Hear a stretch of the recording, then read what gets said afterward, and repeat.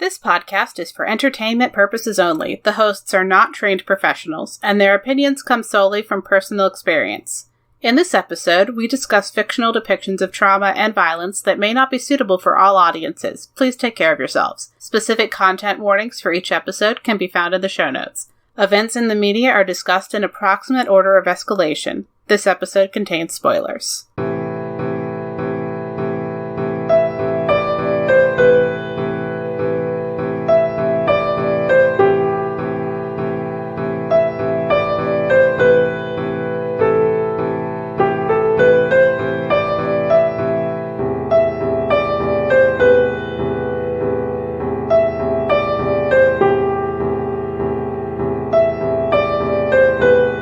This week, in specials, Callie becomes that which she has most feared and must yet again find herself before it's too late. Hi, I'm Nicole. And I'm Robin. And this is Books That Burn.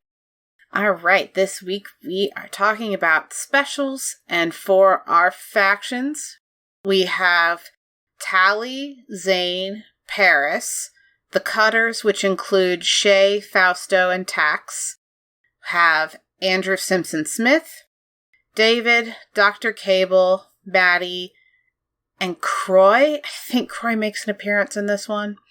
At least a little bit. Yeah. Factions list is pretty short. We do have a special note for this week. This week, no characters are minor. So we just have 3 different main character topics that are pretty intertwined. Getting into the first one, we have the specials, specifically Shay and Tally, which with what I wanted to call emotional extremes and Nicole wanted to call emotional inhibitions. What was your phrasing? Okay. What I mean by emotional extreme is that they don't really have anything between rage and euphoria, and they kind of are numb other than those two. What did you mean by emotional inhibitions? Anything that is not adrenaline-based, adrenaline-fueled, doesn't make it through to their brain. They have an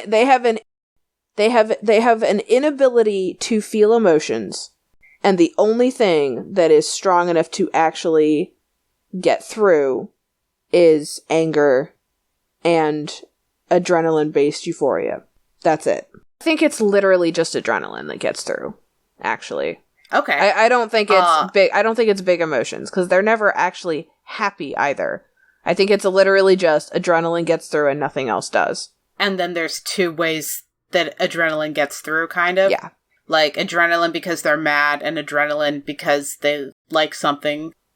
But adrenaline because pain. Oh, adrenaline because pain. I guess it's not even liking something. Adrenaline because pain, and adrenaline because anger. Okay. You have some specific adrenaline-based thoughts that you wanted to share before we get into the book-specific discussion? I do. So, I want to be clear here that this is me talking about my lived experience and not research I've done, and not because I have a degree, and not because something medical expertise. I, for the first 20 years of my life, lived my life with my adrenal glands essentially giving what my doctor when I was 20 described as an internal IV drip of adrenaline. That was his visual for me. And this was because you can't metabolize B12. This was for a lot of reasons. At least one of which being the B12 thing. One of which is that I don't metabolize B12. One of which is there's also some PTSD and some other trigger things that now that I'm older, I can piece together what into it. There's multiple reasons that my body basically went, okay, we need to be up and functioning, and we don't have a better way to do this. Adrenaline forever, ready, go.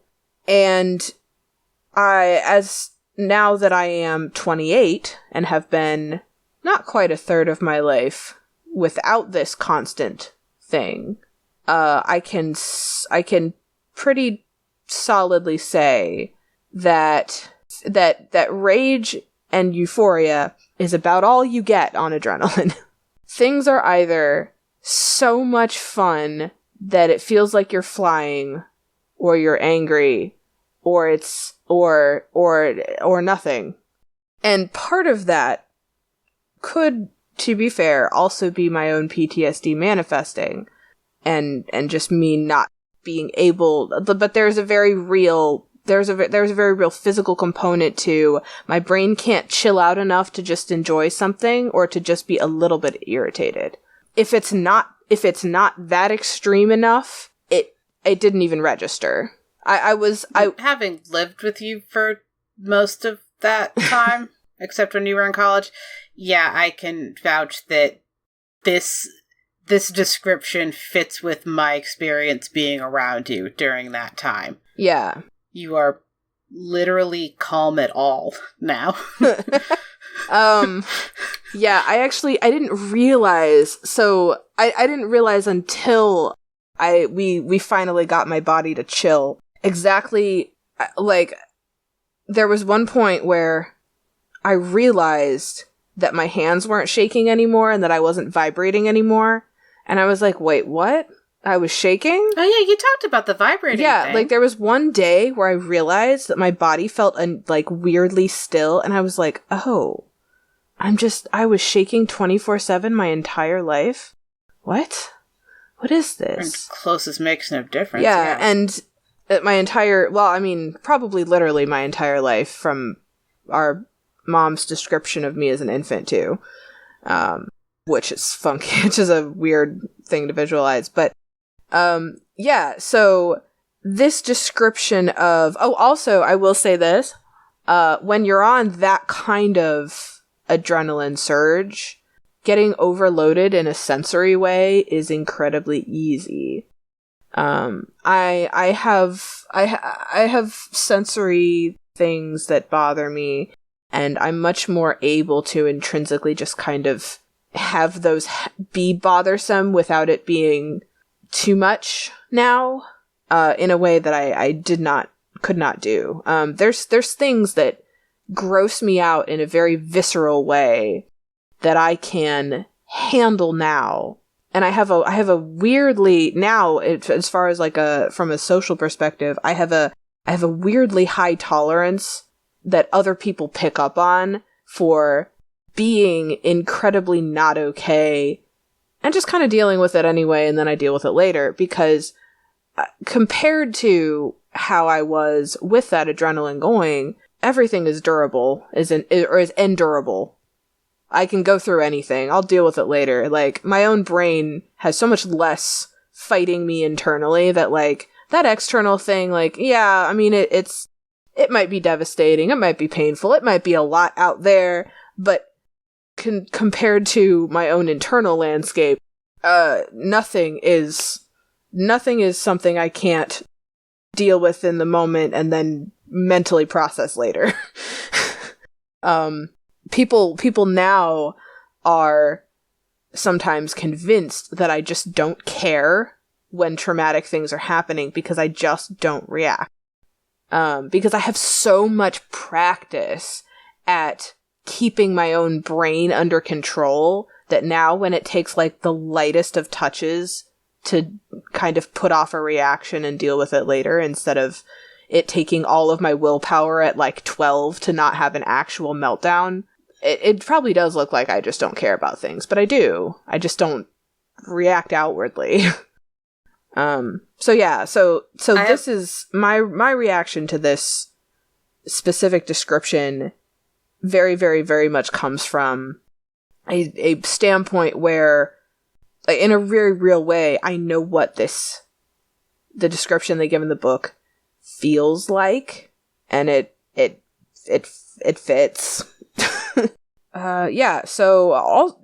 And we will get into this topic later, and this entire book is pretty much going to have a trigger warning on it in our notes for our discussions, so everybody should have been pre-warned. Yeah. But when I was younger, my own self-harm things they weren't very traditional. But they were non-traditional in a very similar mode, a very similar way to the way that Tally and Shay talk about their self-harm in this book, which we will get to as its own topic. But I do want to highlight here when we're talking about this what really looks to me like it's adrenaline-based feeling and nothing else gets through. I did want to kind of put that link in here because the way they talk about it is very much how it felt to me. Mm-hmm. And so it made sense for the same reasons that they talk about in the book. And we'll get into that in our third topic, but... Yeah. To make sure that we're talking about the book and trying to keep to our rule of no real people stories, I think suffice it to say, this depiction of self-harm in these books... all I'm saying is it makes sense. I'm not saying... It makes sense. I'm not saying my real-world justifications justify it. I'm saying that, like, as this is... I'm saying that for both of us, these books feel emotionally true and like they're capturing a thing that both of us in different ways went through. And so for the readers who are saying, is that really how you describe it? Yeah. Yep. Like, yeah, and actually. For anyone who didn't need us to say that, we see you. We hope you're doing okay. But yeah, this series to me stands out as one that depicts situations like this emotional extremes, and later we'll talk about the self-harm. But when it's moving into how the book is handling things, when the book is discussing the sense of like being icy and it being tied with physical pain, I looked at that and my first thought was, is icy code for like focus that comes with physical pain that they could control and anticipate? No. And Nicole's like, it's adrenaline rush. I'm like, You're right. It's adrenaline mush. Yeah. I'll take your word for that on this. That does fit with my experience. Not as dramatic as yours. My brain and body feel warm, and what I used to feel was icy and solid. I feel more fluid now. Interesting. I don't have better descriptions than that, but I 100% would describe adrenaline as icy feeling. Because you can have ice and you can have, like, a fire ice that is rage. Right. Rage is ice that makes you feel warm. And adrenaline is ice that crystallizes how you're thinking. So, one thing that we want to talk about how the book is full of people who lie to you. Like a lot. One of them is Dr. Cable. Yeah. And in our pre-show discussion, we brought up Dr. Cable's theory, Nicole says lie, and I agree, that the cutters cut because they were made special so young. But that's rebutted by the actual text, because Shay and all of the cutters, except for Tally, cut as pretties, which is part of how they were even picked for this group. So it is lying. It's some combination of ill-informed and lying, and given Dr. Cable's information net, it's lying. Well, given the fact that she selected them because they were a cutter group as a group, she's just lying. Like, oh yeah, she has to be lying about that. Yeah. Yeah. And they were picked because they were already cutting. And so her basically trying to pass off their inability to process complex emotions to it being that they're so young, which my reaction to that is, well, why'd you make them be this? Yeah, like, why are you being irresponsible with their surgery? Especially when she's like, I wonder what this will mean for the next time we make specials so young. Like, she doesn't quite say that, but that's how it feels. And she's like, I need data for when I do this again. I'm like, no, don't do this again. So that's most of what we had for the emotional extremes. Is this totally fits and is consistent with Nicole's lived experience. Components of it are consistent with mine. Less this section, more later. But I will say that I'm not trying to justify the book in some way. I just want to give context for it in the category of trauma, because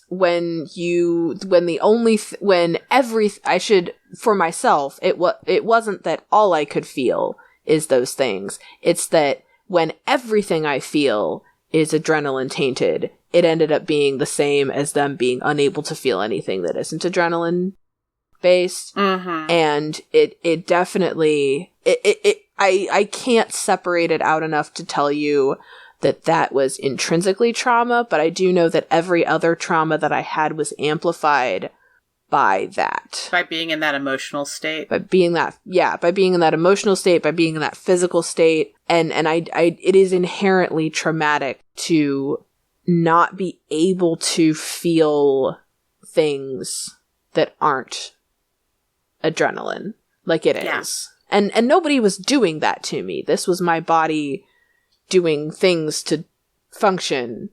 So this, in my case, it was not external trauma. It was all internal. Nobody did it to me. But in the case of the book, this is definitely trauma that is being intentionally inflicted on these characters by Dr. Cable. So I just want to give that context. That it's artificial. Yeah, I wanted to give that it's artificial. I wanted to give that context for anybody who's like, well, I don't understand why this is a trauma category. Like, no, it is. It is. And then one thing I like is that we get Shay's perspective after being cured, having been in this state, no longer being in it.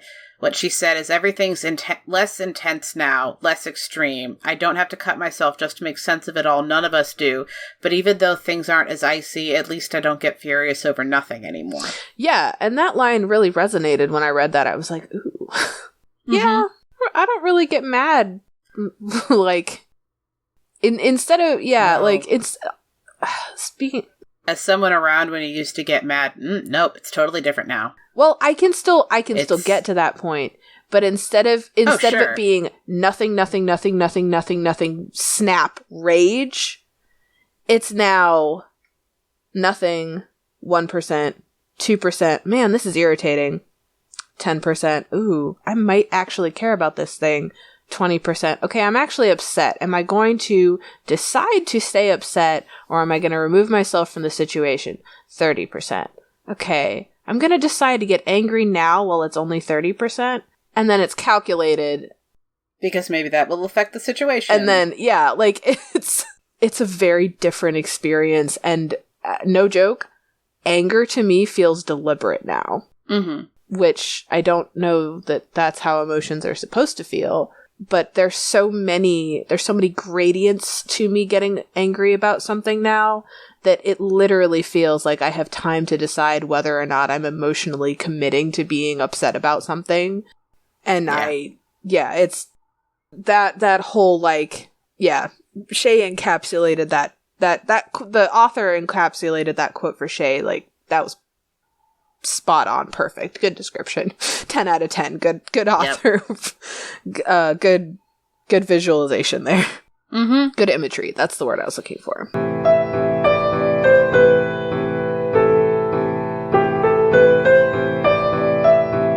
For Zane and ableism, we have a lot of different levels in play, and we want to be very clear that we know the ableism is present in Uglies and in Pretties. It's very rampant, it's structural, it's kind of constant. The reason we're talking about it here is because in Zane, in this book, we end up with a very particular focus for it and a way to talk about how it plays out now that for the very first time in Tally's life, she has someone in front of her who isn't just, well, she had not changed yet in front of her, but this is... those are combined together.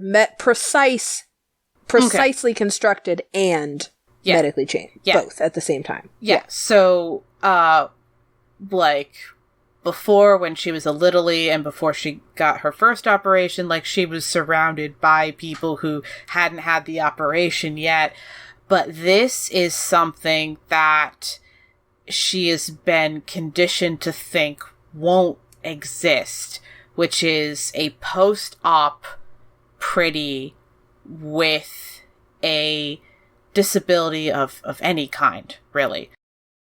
And when we say disability, it's not just things that in our current society we consider disabilities. It's like even just deviation from what is standard and expected and sculpted for. Like in this book, Tally as a special thinks of tear ducts working as like being a problem and being ugly and gross. Like, because of what the additional, like, special surgery did to her brain, like, it's not that it made her obsessed with this thing specifically, but the way she expresses the obsession that it put in her brain is she keeps talking about people having watery eyes. And it wasn't until we were talking about it for this record that I realized that by watery eyes, it just means working tear ducts, because there's a bit at the end about specials not being able to cry. Yeah. And so with that context, we do want to specify Zane actually does have brain damage and neurological damage. So Zane, and I believe, and there's some other things going on, like Zane actually would qualify in our real world as disabled. But we just want to be clear that Tally's definition for disabled is like human at all. Like, if your body is just a regular person, there's something that she thinks is wrong with you. So, it's both. So this is Tally being obsessed with other people not having gone through the same genetic modifications that she has, and her being aware of it on a very physiological, sensory level, and being disgusted by this, and then is confronted with Zane, who is actually injured, disabled, and her reaction to him is pure disgust. Just in case anyone, like, hasn't read this, to be specific, he appears to, as a result of brain damage, he's ended up with what sounds like a core tremor, probably about the level of, like, mediumly advanced Parkinson's, and then also... It's about the mental picture I had, too. Yeah, and then also isn't able to, like, something gets tossed at him, and he's not able to reach and catch it, so there's some, like, reflex and other kinds of mobility things happening. Which also might just be hand-eye coordination in general, like, being physically able to track it. Like, there's a lot of things that could be, but it's also possible that he just couldn't... Precise. It's possible that he just couldn't catch something thrown at his head by a special. That's like a fair point. Yeah, but, it might be. He might be fine. There's just enough of a description to make, like, there's terms that make me, like, uncomfortable, like describing his arms as having, like, flopped uselessly. There's language like that. I think it was that exact phrase, but I'd have to check. Where, like, he tries to catch it and then his arms just fall back into his lap. And it's hard to know if that's him giving up, like, that's not going to happen, or if it was that he, like, went for it and just physically couldn't do it. But... Yeah, but Tally definitely ascribes it to, like, you're just so weak. And it's, her hyperfixation with this is so extreme, like... because she's got all these enhanced senses that they gave her, partly so that she could physically be able to do more, and then also so that she would be constantly reminded that everyone else is not as enhanced as her, and just with all the stuff that was done to her in her brain with, like, the special version of the lesions or whatever, it means that she both is able to see trembling that someone with non-enhanced eyes maybe wouldn't even notice. Like, we say probably around the level of, like, mediumly advanced Parkinson's, but that's we don't from even Tally's know. description. Yeah, that It's doesn't totally even mean it's accurate. That, like, neither of us standing next to Zane would be able to notice Actually, the tremor. In topic 1, we talked about how I, for like 20 years of my life, was basically constantly vibrating. It is entirely possible that, like, Zane's tremors is on those lines, and no one looking at me would have been able to tell that. Yeah. But it was something that I could only tell when it went away, and it's entirely possible that, like, Zane would know because it's a new thing, and Tally would be able to physically see it, but, like, nobody else. Like, we don't even know. Like, the book doesn't give us a non-special we only have her perspective. Yeah. And one other thing that I want to highlight is that has been ableist and had ableist language like this entire time. She was ableist as an ugly, as a pretty, then as a special, and to me it felt a little bit like it was ramping up just because of how I process events, and to me events happening more frequently feels like it's equated with severity, even though that's not actually how that works, and I know that, but I can't shake the feeling. But Nicole... Yeah, I definitely read it as this ableism is structurally and personally for Tally there the entire time. It's just that in book 1, that's not how she thinks of it, and in book 2, she's not around people that she can kind of be ableist to, because she's just around all of the pretties, and they're all the same, and they're all perfect, and they're all restructured, and then in book 3, and this is also why we're, you know, tying back to why we're talking about it in this book, even though it's been in all of them, she is directly confronted with her own ableism in the form of someone that she does love and care about very much, having something legitimately wrong with him. And honestly, she fails that test. Full stop. Like, she can't do it. She does not, like, doesn't really, I mean, she kind of learns from it a little bit, but, like, in the moment when she's confronted with this thing, she flees. She physically abandons that person instead of having to think about how they're still, like, she has this whole monologue in her head about how she has to come to terms with the fact that he's still a human. Like, it's really bad. Talking about Zane or David? Zane. Zane, okay. Yep. And, like, focusing on Zane, yeah. I do want to briefly mention that she did have that internal monologue about David, but it was much more like, oh, asymmetrical can be beautiful. Oh my gosh. It wasn't, I'm disgusted by you. Yeah. It's very different. She was a little bit, mainly, like, she gets personal growth at the end, but she doesn't have it in relation to Zane in a way that he is able to appreciate. She has it around David, informed by all the stuff that happened with Zane, but not about Zane.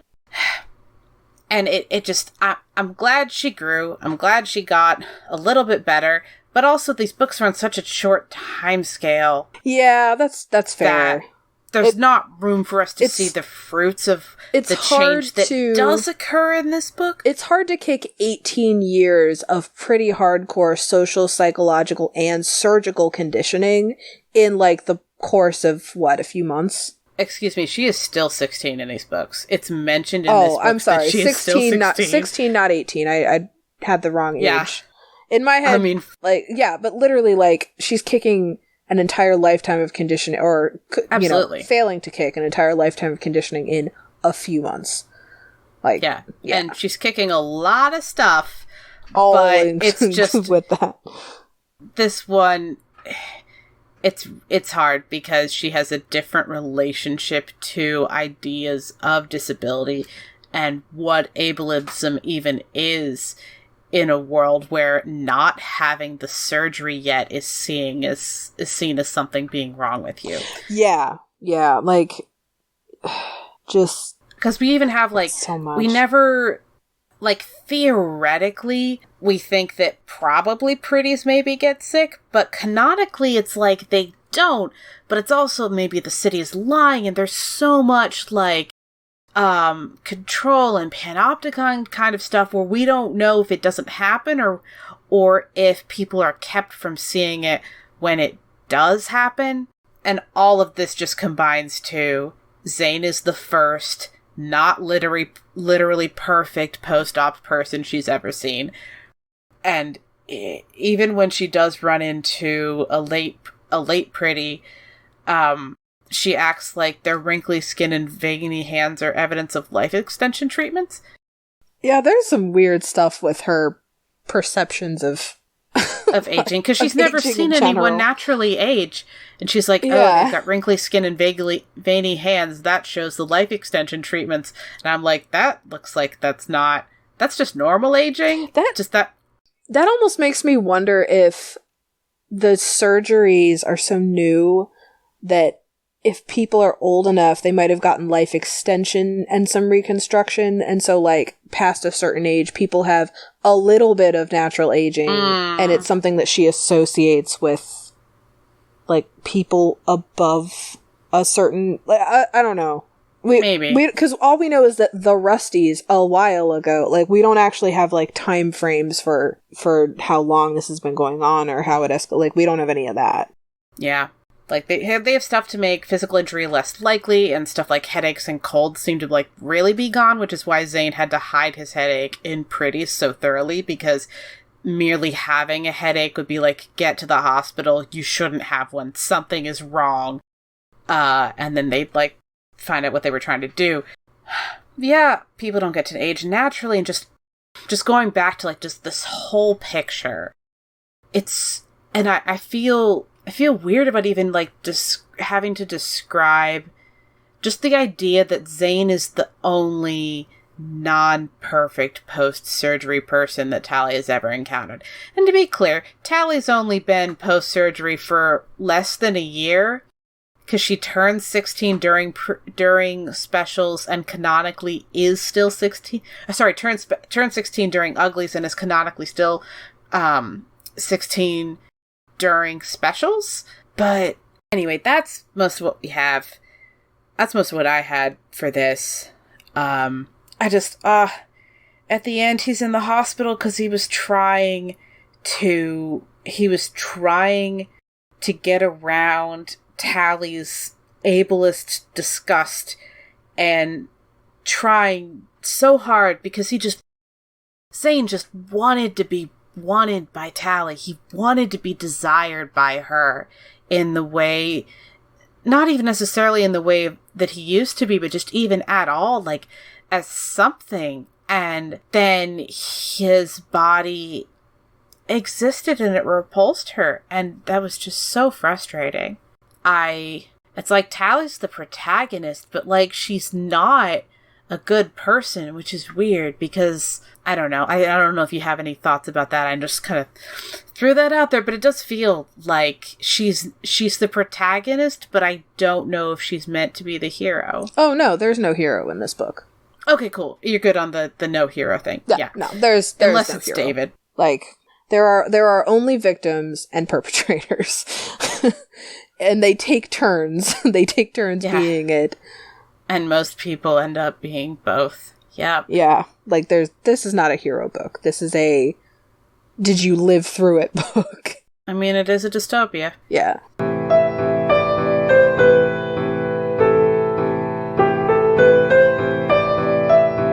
Moving on to our third topic, which is cutting and self-harm, specifically with Shay, but not limited to Shay.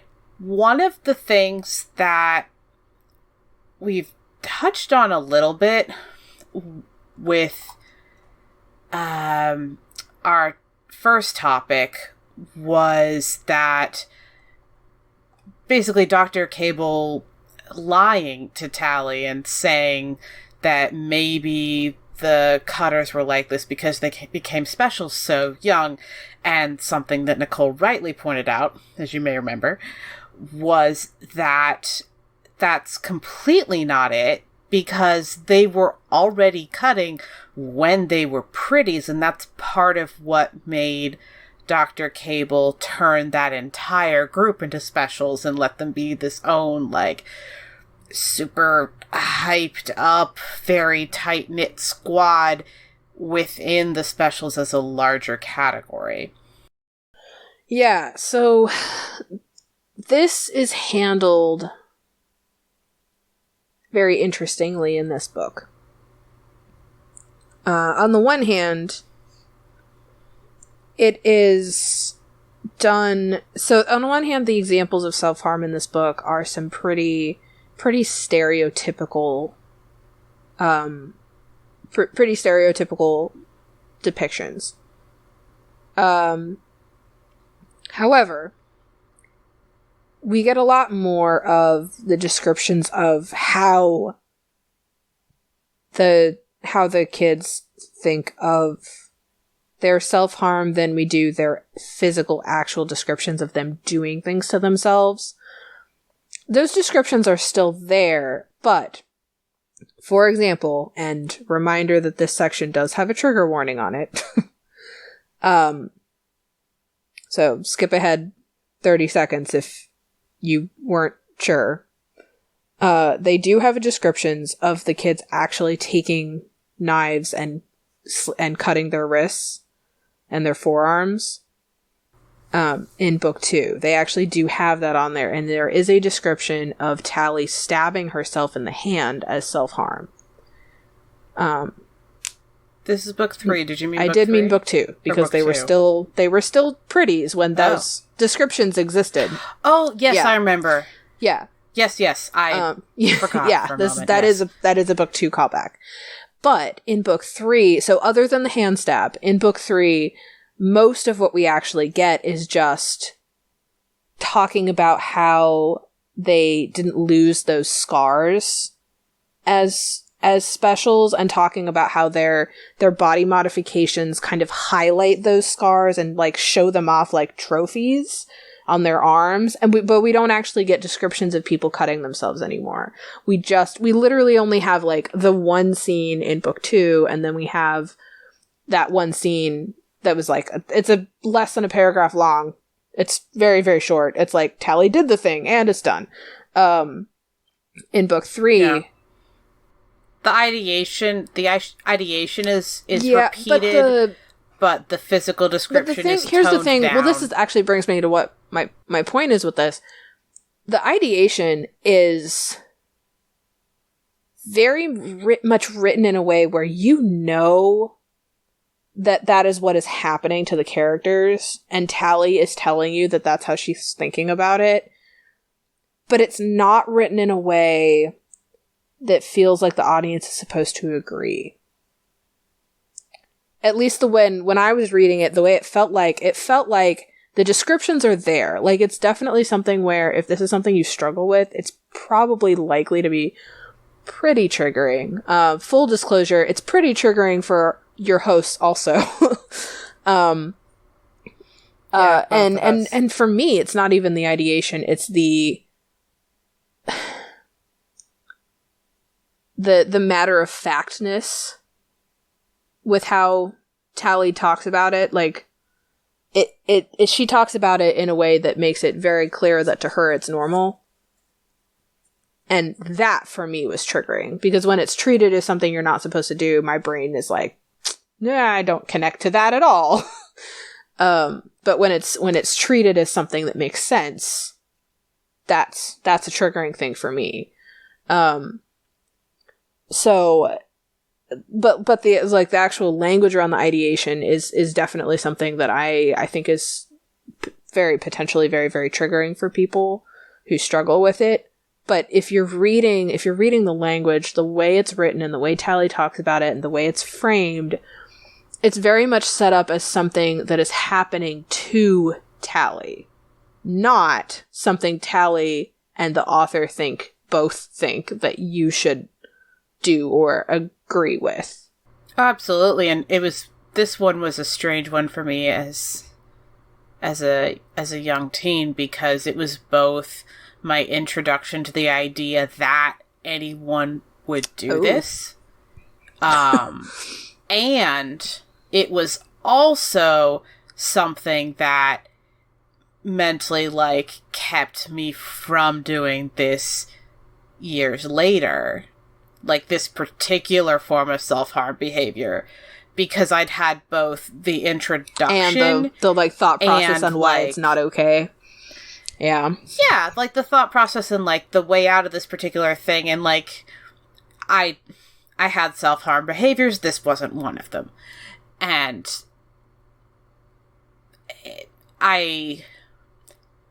it was one that I would go back to sometimes. And, you know, like, I love these books. Like, it was very formative for me, like my first dystopia and all of this stuff.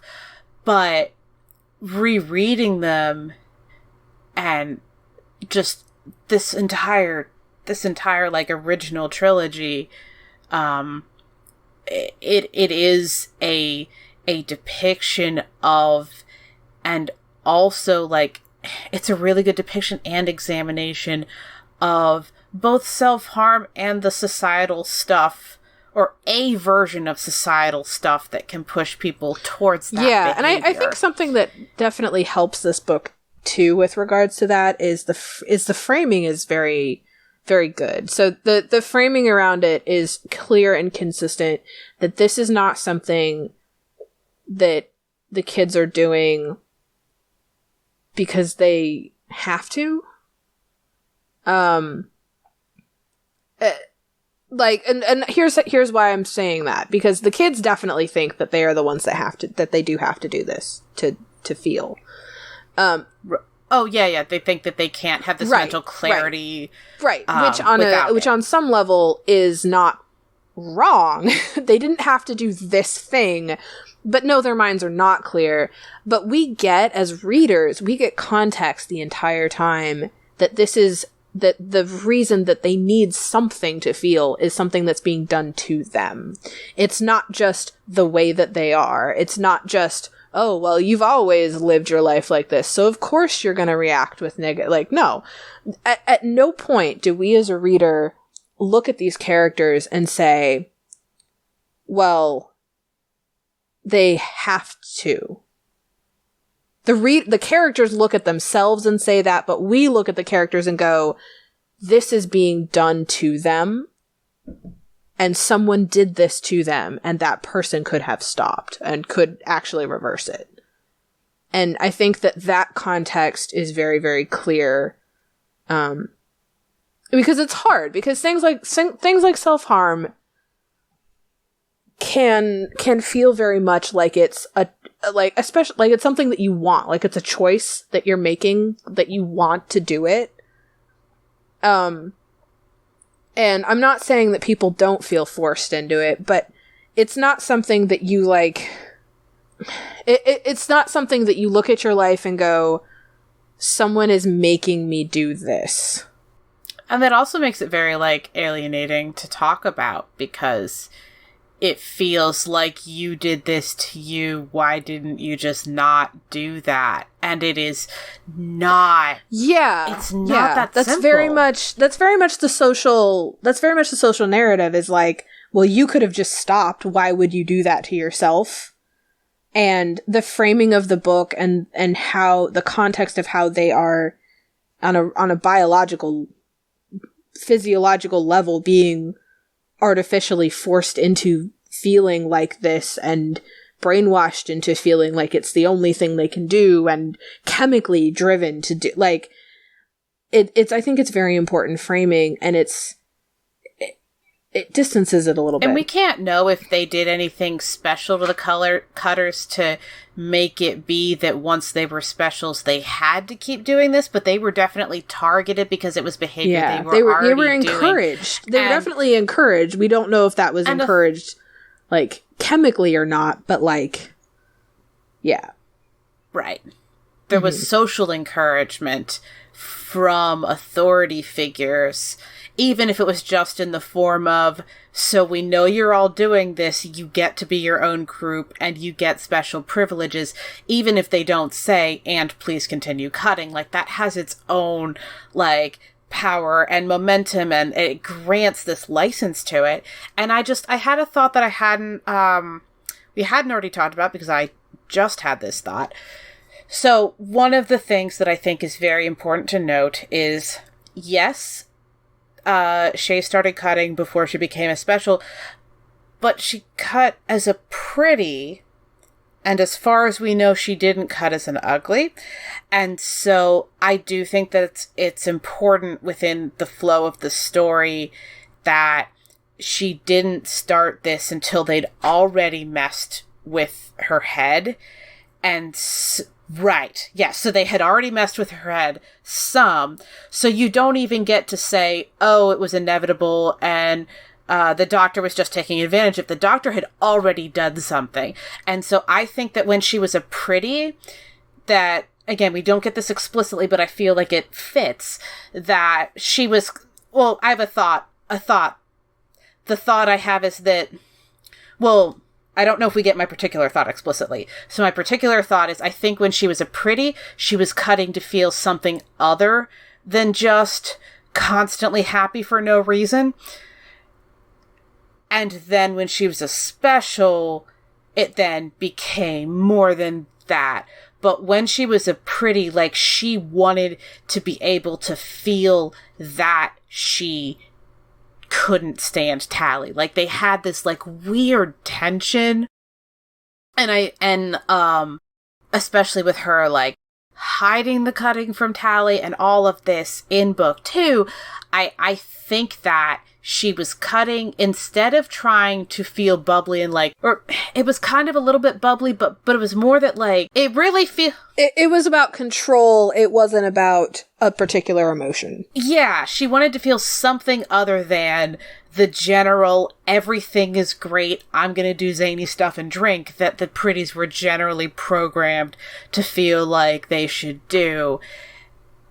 Yeah, definitely about control, and then that control continues on into specials. Well, and that's the thing about a lot of I'm not gonna narrow this to self-harm, but like self-destructive behaviors in a variety of contexts, like control is a huge motivator, and it doesn't matter whatever it's control over, but like feeling like you're out of control is such a huge motivator, and I think it actually is very important that is, or at least appears to be Tally or Shay's motivation, because, like, you're right, she's not just doing this because she wants to feel a certain way. Like, no, she has had control taken from her, literally mentally, control over her own brain taken from her, and she's taking it back with this self-destructive behavior.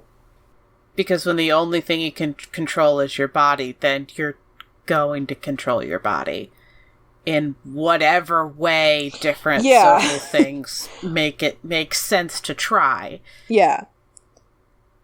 Yeah, and there's some behaviors that are, like, more or less destructive than others, like, you know, self-harm or alcoholism being along the more, like, socially self-destructive lines, whereas things like dyeing your hair is like, that's, you do you know. Like, so, you know, there's different ways that need to control your body and take that control back manifest, but yeah, like, so we're not, I just want to make that point, because we're not saying that you know, quote unquote rebelling and controlling your body in the ways you can is always bad, but it is important to note that Shay's particular brand of control was intentional self-harm. And, like, I was just thinking how, like, with stress and control, like, now, like, me personally, I have a hairstyle where 2/3 of my head is very short and the rest of it, like, I'm doing a thing. But part of why I have that is because when I get stressed out, I shave my head. It's both how to maintain my hairstyle and a non-self-harm form of stress relief. And for me, at least, it is very effective. Be like, I'm freaking out. I don't have control over this.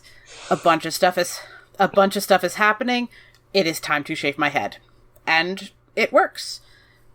It, for like that, like lower level, just stress just builds up. I mean, there's a reason that, like, hair cutting has been part of mourning in a whole, like, different cultures for a very long time. A lot of cultures have some kind of hair cutting ritual as just part of that process. But anyway, like, that's one example of, like, exerting some small control over my body when, like, other stuff is scary and there isn't a whole lot I can do about it. This is like, in this book, like, that particular, like, the cutting and self-harm is a more destructive version of trying to control their forms and their physical space. And it is also important to note that, like, self-harm in this fictional universe does not carry some of the same consequences as self-harm in our real universe, only because they have with their medical modifications and like the cutters as a group are modified, like their bodies are modified, and those scars, like the modifications they've gone through and the surgery that they've gone through would have got rid of all of their other quote unquote flaws, which includes scar tissue, visible surface skin level scar tissue. And so, you know, even having something like scars from self-harm, normally in this universe, even if somebody was doing that those things aren't going to stay because they will be taken away from you. And just the way that they were instead featured in the cutter's self-modification, and I believe their skin in that area was either modified to allow future cutting, or it was left alone. I don't remember there being any, something, like, because Tally said that they could still cut themselves there. There was some, I don't remember exactly what it was. I do remember going, yeah, that's explicit. Please continue directives from. I don't remember getting, I didn't have the impression that it was that they had done something to let them keep cutting. Is it just that they're just not going to take the scar tissue away again? That's how I understood it. Wasn't their skin replaced, or was it as a special? Because they had that neuro net. So, they definitely had to have had skin replaced, like, in some areas. So we don't know exactly what they did skin-wise for the special operation. They did something to their nerves at the very least. I thought it was artificial nerves. I got the impression that Shay had to start the cutting over in order to get scars again. Like, I vaguely remember there being something about that. I don't remember that. Unless it's what I'm thinking of, and I totally don't remember the actual context. I didn't get the impression that they got to carry the scars over. I thought it was more that I thought it was just. It's hard to know because by the time we see them, they had enough time. I thought to it build was just that Tally didn't have scars from before. I thought it was that Shay still had, like, Shay's were built up, the other cutters were built up, and Tally just wasn't cutting before. That's what I thought it was. Oh, okay. Maybe. That might have been it. And it's also possible that, like, they stripped their skin and then, like, recreated them. Like, we don't know exactly what the doctors did. We didn't get, like, well, this is actually part of the way the book is, the author protects the reader. Like, we don't get how they memorialize. We just know that they're still there. Well, one of the ways that things like scars got memorialized was by putting the flash tattoos. And when we say flash, like, we mean, like, spinning. They've got, like, moving tattoos. I have subsequently learned that flash tattoo is a different term that means, like, a tattoo you get that's identical to the ones that a whole bunch of other people get, and you pick it off of a flash sheet. Yeah, this is different. The context in the book, flash tattoos literally flash with lights. Think like flash animation, but I don't know how much of our audience still knows what flash animation was. Because I haven't seen that as much recently in the last couple of years. But anyway, I think I've hit all the main points for this. Is there anything else you wanted to bring up? I do want to talk briefly about... Yeah, because I think, if you could read our quotes, because you picked them out, that's why I'm volunteering you. Sure, but yeah. I think those are important. One that we've talked about, but after Shay gets cured, she explicitly says that she was cutting herself to make sense of it all, and that's part of how we have, like, support for our theory that she was trying to, like, exert this control. Yeah, she actually does tell us that is why. Yep, so we have that, and then also, Tally continues to engage in self-destructive behaviors, and in a way, I think Specials is about how even though Tally isn't still cutting for a very long time, she is still hurting herself. And so that cutting isn't the only way that she's being self-destructive, and I feel like this book takes this really cool journey of just, like, going through that. And as an example, Tally's reaction to a particular trauma that we are not spoiling in this book, or in this coverage, a particular very sad thing happens, and Tally has the world's beauty hurt like razors, and Tally knew she'd never have to cut herself again. She carried a knife inside her now, one that was always cutting her. And there's a degree to which it's saying that she doesn't have to punish her body anymore because her mind is torturing her enough, which is very dark and very sad. And I think that's at the midpoint of this book. Mid to, like, somewhere between halfway and 2/3 through. It does get better, but this book is a lot about how she's making peace with her current state of existence, given all the machinations that happened. And part of that is she doesn't just undo everything that happened. She doesn't get to just start everything over, because part of what led to all of this being so bad was the city just making her body start over and over. Like, I'm glad for her that she's not still doing this physical self-harm behavior, but I don't have enough in the book to think that doesn't mean that she's not self-harming. It just means that instead of physically hurting herself, she's intentionally, emotionally harming her. Like, yeah. Yeah.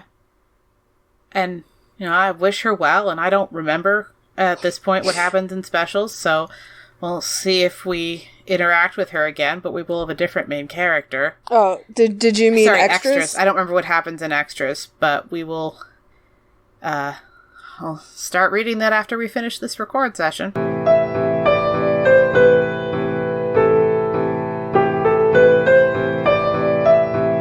Hello, I'm Anna Holmquist, host of Bad Songwriter Podcast. Each week, we have a different songwriter come and share their worst, most embarrassing old tracks so we can laugh about them, talk about them, and talk about each musician's path with songwriting. You can find us at badsongwriter.fireside.fm, at Bad Songwriter on Instagram, and we're streaming on Spotify, Apple Podcasts, Stitcher, and everywhere else that you can stream podcasts. On to the wrap-up and ratings. Hello, audience. This book has been a ride for us. For the gratuity rating for emotional extremes, that moderate might be mild, because I think it by itself is mildly portrayed. Mm-hmm. I think it's wrapped up in our other topics. But the actual thing is mild. But the actual thing, yeah, and it's such a, like, it's not a low-key thing, but if they didn't have all the other stuff, it would feel very different, and it wouldn't feel very, like... Yeah, the impact on Tally is very extreme, but most of our interaction as a reader is being told, hey, this is why these other things are happening. Yeah, and, like, honestly, I feel like, we talked about this in the episode, I feel like I would have a more of an emotional reaction to it than most people, and, like, even for me, it was like, oh, that looks familiar, and moving on. Like, It wasn't even, like, a... recognition, but not reliving. Yeah, like, it, yeah, and that's with it being more, what's the word I'm looking for? Resonates? No, more intensely portrayed. Oh, okay. Quote unquote on screen than our other topics. Like, I still looked at it and went, same hat. Anyways. Like, it was, yeah. Yep.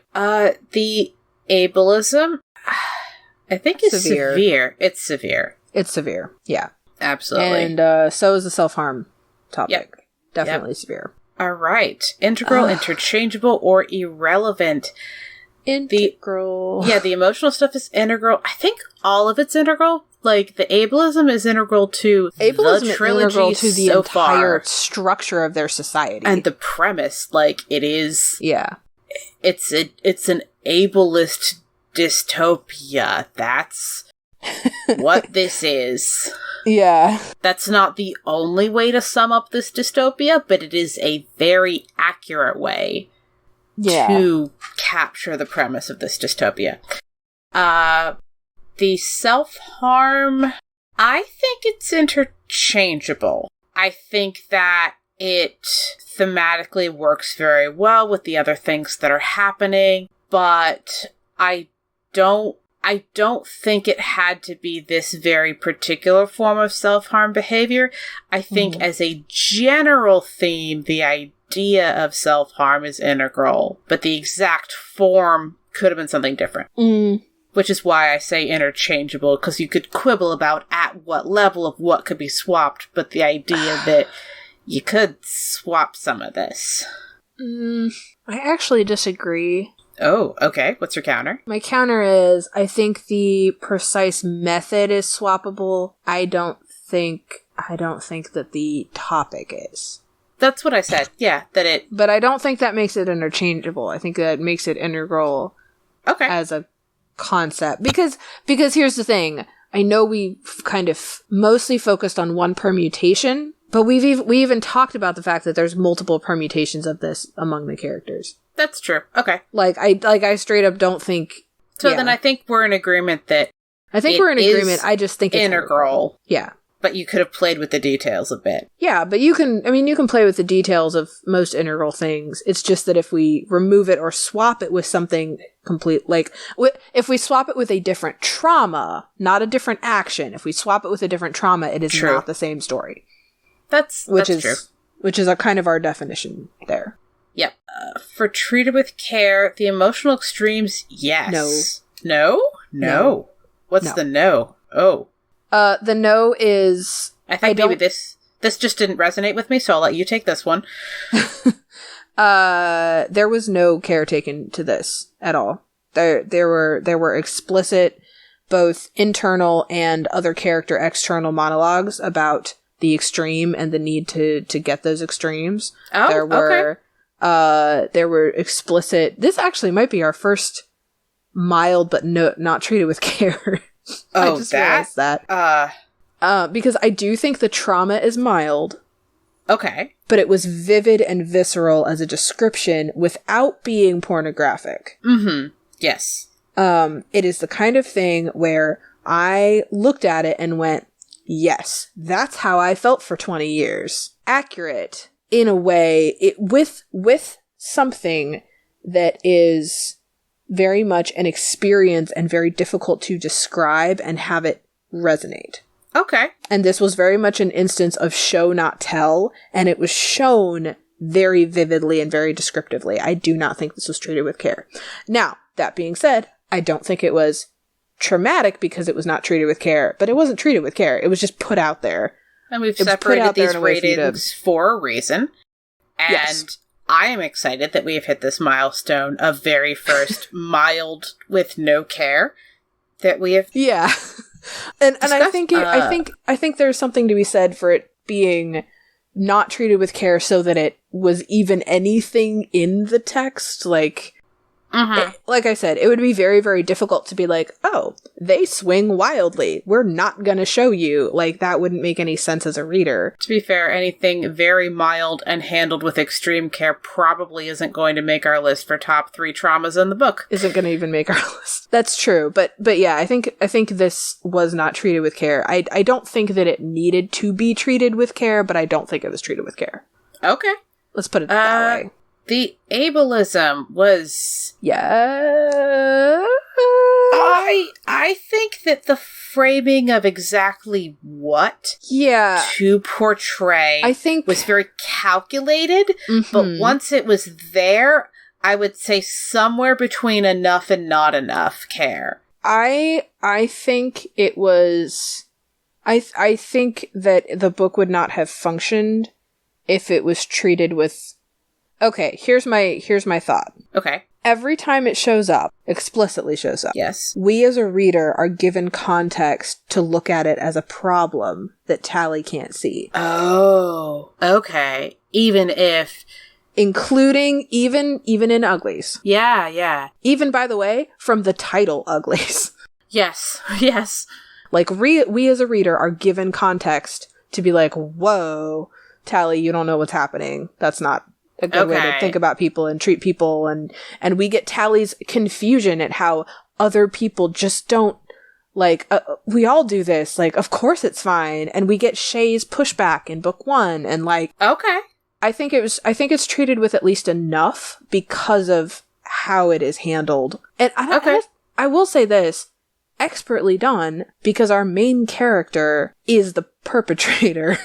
For a lot of it, like... For a lot of it, like, she's our viewpoint, she's our lens. And she is complicit. For how we're seeing the society, and she's complicit, and also, the reader never is given the, this is fine treatment, even from the beginning. Yeah. Which is super hard. That's very hard to do when your main character is the perpetrator and also the only voice of the story. Like, wow. And that fits with what I was thinking when I said, like, either not enough or just enough.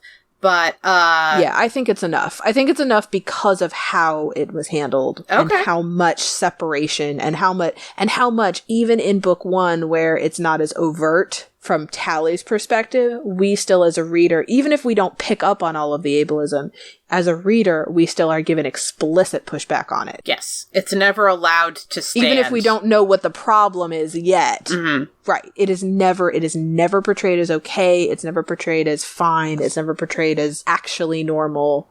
Right. Okay. Yeah, and Eve... Not even once. For that matter, every time Tally has a thought about it, even when it's an internal monologue, she has a thought about it and remembers the pushback from other characters. Every time. Okay, I'll go ahead and slide that all the way to enough.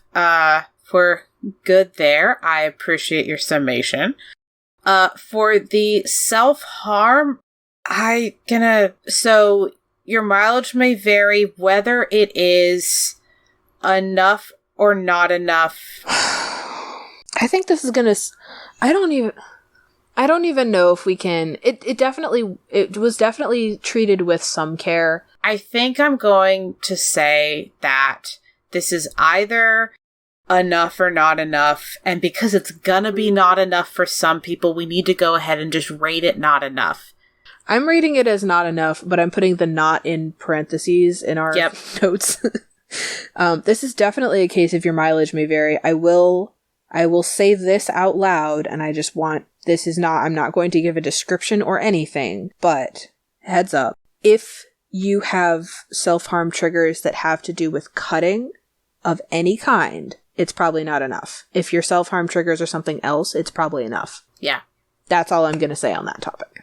Yep. But it's also written, again, it's written very well. It's written in a way that makes sense. It's written to mitigate damage as much as possible, but that's kind of an inherent topic that if you already have damage, it will be damaging. So, like, the only thing the author could do to fully eliminate that damage is take the topic out, which isn't the book anymore, so. Yep. So, please take care of yourselves. But, yeah, it plays such a huge role in the book. All right, so, for point of view, we have Tally. Now, we have specified in our notes, in Uglies we had pre-op Tally, now we have post-op Tally, and now we have... Special Tally. Special Tally. I feel good saying special Tally. We gave the other ones cool descriptions. I mean, pre-op and post-op. I mean, we could have post-op. We could have... Can we call her Adrenaline Tally? You can call her Adrenaline Tally if that's what you... Can we call her You're the one who writes these endocrine notes. System Tally? I feel like endocrine system Tally is... It's a lot of letters. I don't want to write all that. That's like draft 2 of a superhero name, and you need to get to like draft 5 at least. But, no, okay. Not endocrine system Tally. I'm okay. I'm going to call her Adrenal Tally. Nope. No, I don't like shortening it. Aw. Why? No, that just sounds odd. Either Special Tally or... Adrenaline Tally. Adrenaline Tally. Gotta say the whole thing. Anyway, that's who our point of view is Tally after she has had the operation to make her a special. If you want to know what that means, read the book. Because it... and same thing for, like, we really just don't get... It's the same thing. We just get her voice. It's just Adrenaline All Tally. the topics for everybody. Yep. It's adrenaline for the aftermath. It's adrenaline for the events. Just all of it. You know what is interesting, and I'm not going to go into which one and why, but the way that... Actually, no, I'm going to save that for my favorite non-traumatic thing. All right, anyways. Okay. Are you ready for the aspiring writer tip? Aspiring writer tips. Also, do you have one? Because you usually do these. I do. So this book does a really good job of having the main character, who is the only viewpoint character, and the audience experience events in the book differently from each other. Mm-hmm. We explicitly get a single viewpoint, and we only ever get that person and what they see and what they interact. We don't even get, like, cutscenes of other people. Like, we only get Tally's experiences and internal thoughts, and that's it. But we don't read this book agreeing with her. And it's not just that, you know, I, for example, read this book and disagree with her anyway. No, the book tells us that she's wrong. A lot. On a lot of topics. Over and over. And I just want to, I guess my tip is that your reader doesn't have to agree with your main characters.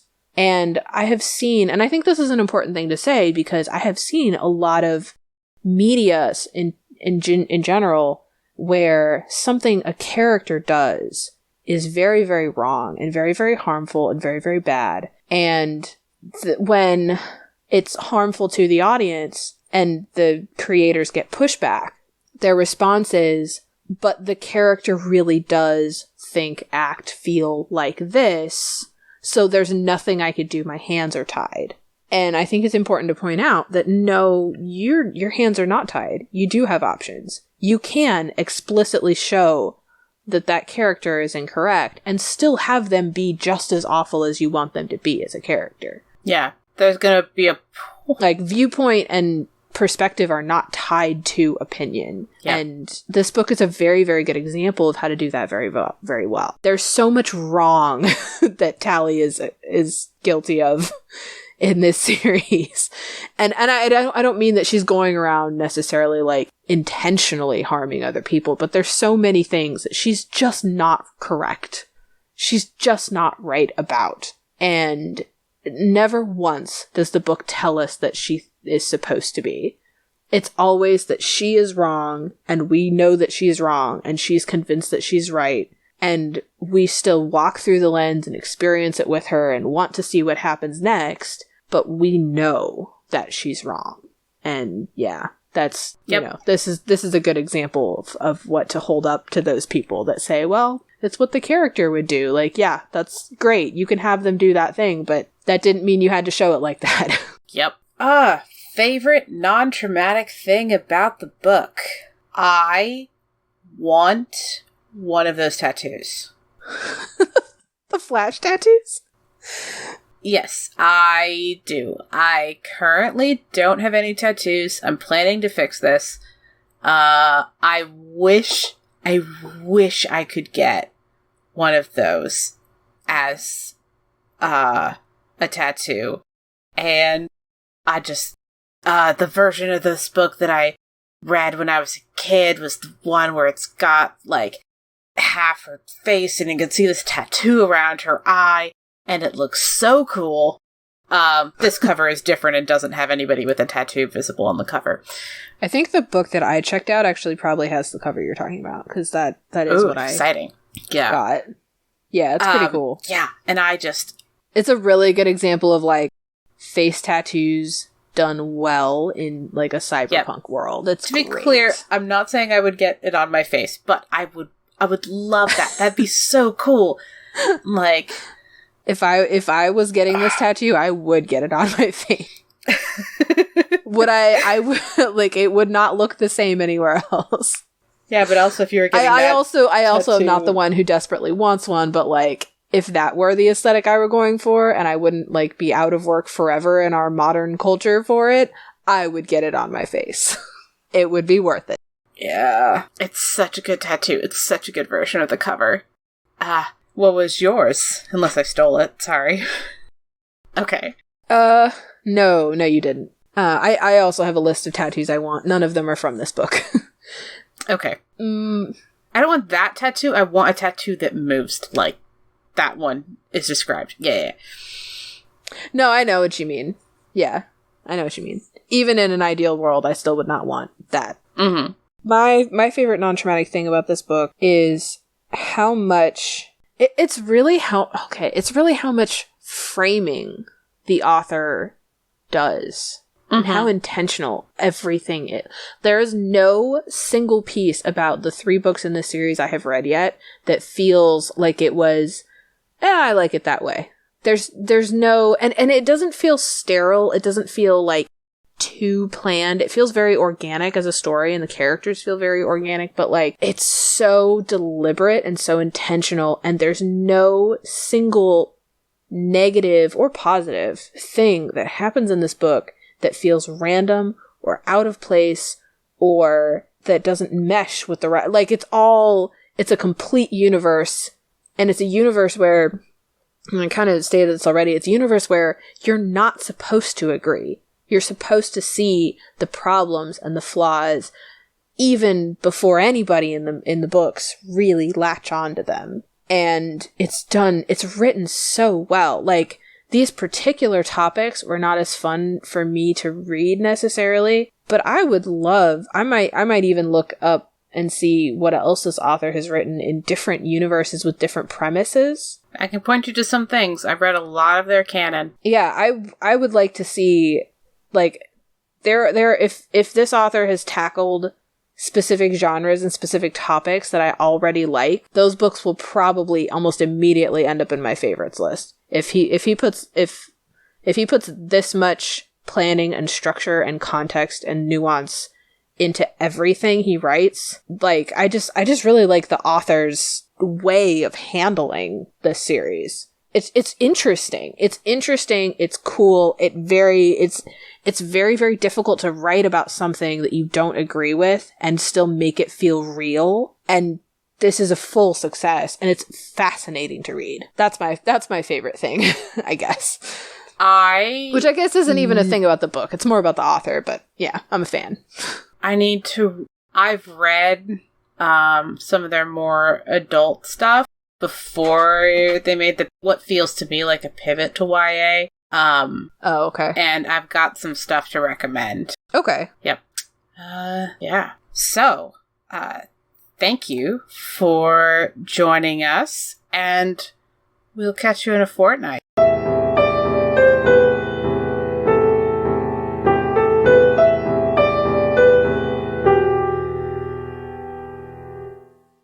All music used in this podcast was created by Nicole as HeartBeatArt Co. and is used with permission. You can follow us on Twitter at Books That Burn, all one word. You can email us with questions, comments, or book recommendations at booksthatburn@yahoo.com. Support us on patreon.com/booksthatburn. All patrons get access to our upcoming book list and receive a one-time shout-out. You can leave us an iTunes review. This helps people to find the show. And find us on iTunes, Stitcher, Google Play, or wherever you get your podcasts. Thanks for listening. We'll be back in 2 weeks.